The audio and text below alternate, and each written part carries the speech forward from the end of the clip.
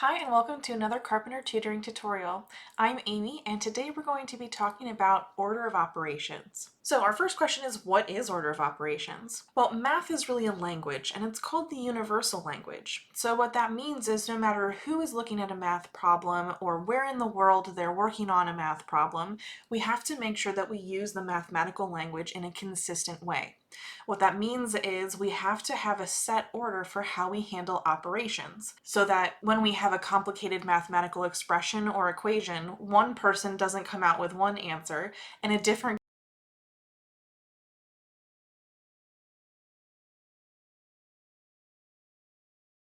we have the same process every time we encounter a mathematical problem. We have order of operations. There are lots of sayings that have been developed to help us remember the order of operations in order of operations. I'm going to use the one that I was raised on, but you may also have heard a different one in class, or you may have come up with one on your own. It really doesn't matter what device you use to remember the order of the operations, just so long as you have one to assist your memory. As we look through order of operations, we have 6 different operations or operation types that we need to keep track of. These operations are parentheses,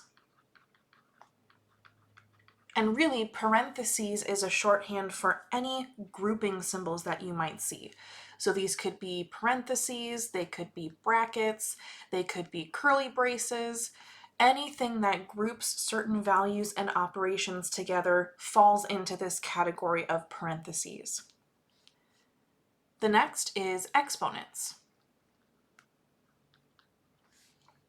Up next, we have multiplication and division. And finally, we have addition and subtraction.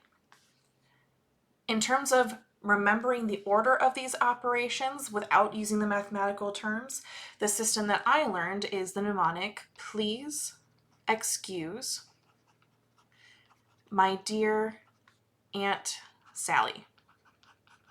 So that little saying helps us remember the order of these operations from P for parentheses all the way down to S for subtraction.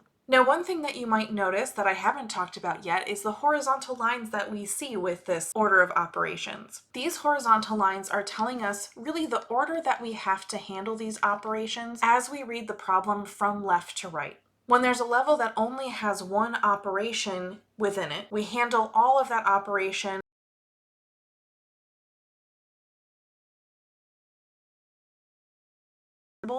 we have to start our work there and completely finish those before we move on to exponents. Similarly, if we have a problem with exponents, we have to simplify those exponents before we are able to move on to the next step. Multiplication and division and addition and subtraction are where things work a little bit differently. Multiplication and division are handled as a group, and what that means is as you read from left to right through your problem, whichever one you happen to encounter first is the one that you will handle first. So for example, if I had something like 3 plus 7 divided by 9 times 5, I know that multiplication and division both come earlier than addition and subtraction, so I'll hold off on this addition. But as I read from left to right through this problem, I first see this division, and then next I see multiplication. So that's the order I would have to handle this in. I would do 7 divided by 9 first, and then whatever the answer to that was, I would multiply by 5. Same thing with addition and subtraction. Only after I had resolved all multiplication and division, again working left to right through the problem, would I move on to addition and subtraction. Addition and subtraction then works the same way. No matter which one I happen to encounter, or even if I jump back and forth between the two, I handle them as I see them moving from the left to the right throughout my problem. So if I had something like 5 plus 6 minus 7 plus 9, I would have to handle everything going from left to right. So the first addition or subtraction symbol that I see moving from left to right is this one. This would be my first step. The next one that I see is here. It's okay that it's subtraction. It's the next one that I see as I move to the right, so this is my second step. And then finally, I see this addition back here. This would be my third step. So I would first add together 5 and 6. then the answer to that I would subtract 7 from, and then finally that answer I would add 9 to. So we have to completely finish each level of order of operations before we move on to the next. So handle all parentheses first and other grouping symbols, handle all exponents second, all multiplication and division as you come across it moving left to right third, and finally all addition and subtraction moving left to right fourth. After you've done all that, you should have simplified your expression down to its simplest form, or that might be just a constant. It could be a couple different terms, particularly if you have variables involved, but it's going to be the smallest possible representation of that expression. There's one more thing that we need to talk about with our order of operations, and that's really how to handle the parentheses side of things. Whenever we see parentheses or grouping symbols of any kind, once you look inside those parentheses, order of operations starts over. So once you've identified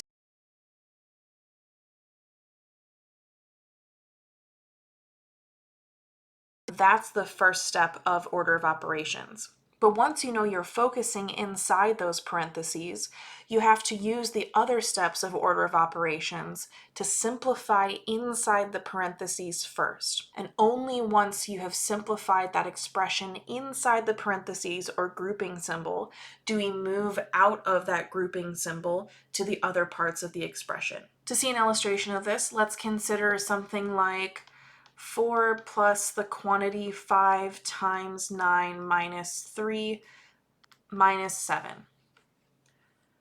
My order of operations tells me the first thing I need to do is focus on parentheses, so that immediately draws my attention here. But inside these parentheses, I still have to use order of operations to determine what order I'm going to handle the multiplication and the subtraction that I see inside these parentheses. So I'm only focusing on the section of the expression inside the parentheses, but I'm still using order of operations to tell me how to accomplish what's inside there. So I see multiplication and subtraction. Since multiplication comes before subtraction in order of operations, I know I'll have to do that multiplication first. So I first do 5 times 9, which is 45. And now I can subtract the 3. So 45 minus 3 turns into 42. So I can rewrite this expression now as 4 plus 42 minus 7, where we've replaced what had been in parentheses with its simplified version of 42. From here, I can continue following order of operations to find the final simplification of this expression. So I only have addition and subtraction left. They're both part of step 4, so I'll handle them from left to right. I see 4 plus 42 as my first instance of addition or subtraction, so I'll handle that first. 4 plus 42 is 46. And then we still have minus 7 hanging on at the end here. So 46 minus 7 is 39. Thanks to order of operations, I've now fully simplified this expression, including both the expression that was originally inside the parentheses and then the larger expression, including both items within and without the parentheses. I've worked through some other order of operations problems as well, in case you'd like to see some other examples. But at the very least, I hope that this introduction to order of operations has been helpful. As always, if there are any questions that you have or other topics that you'd like to see covered, please let me know in the comments down below. You can also use the link to my website in the description if you'd like to book one-on-one time or see more resources. Thank you so much for spending part of your day with me, and I'll catch you next time.